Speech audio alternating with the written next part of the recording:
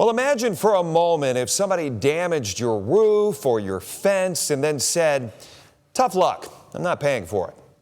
That's essentially what the city of Toledo has been telling some of its residents.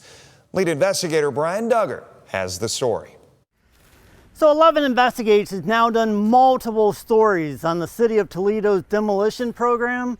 What we found is that oftentimes the neighboring homes are damaged during those demolitions. 62 complaints have been filed with the city. 27, including for a house here on Pinewood, have been elevated to the law department. Almost every time, those claims have been denied. Why? Political immunity. 11 Investigates has now talked to 3 different people whose claims were denied. Ronald Bennett came home to this: a busted window, debris inside his house, and his dogs running through the glass. On Norwood, after the city's demolition crew left, Marvin Coleman went out to his backyard and found his fence smashed. He says he talked to a city employee who promised to come back to fix it. He never did. And records show Marvin's claim was denied. They damaged all that. They would have to tear all that out. And then there's Maria Joseph. She owns this rental property in Pinewood.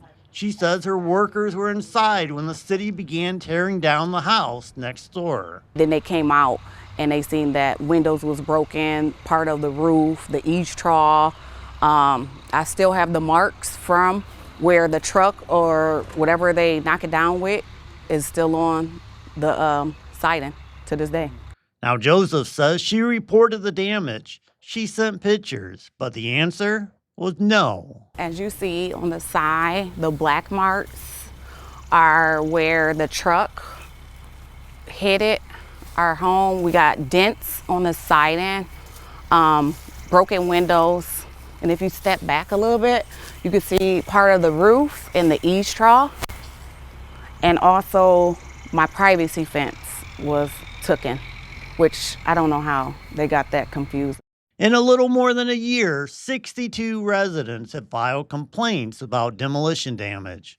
Reached out to city council, and basically they told me the lawyers of City of Toledo engaged Toledo, stated that we will be responsible for all the damages, and we're here a year later. Political immunity. It's built into the Ohio Revised Code, and the city of Toledo claims it often. Only 3 claims have been paid during the time period we examined.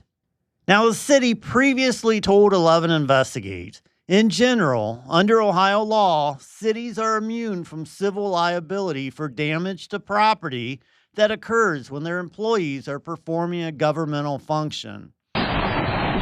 Demolition is considered a governmental function, and that means even if a homeowner says the city caused the damage, the city can still deny the claim by citing immunity under Ohio law.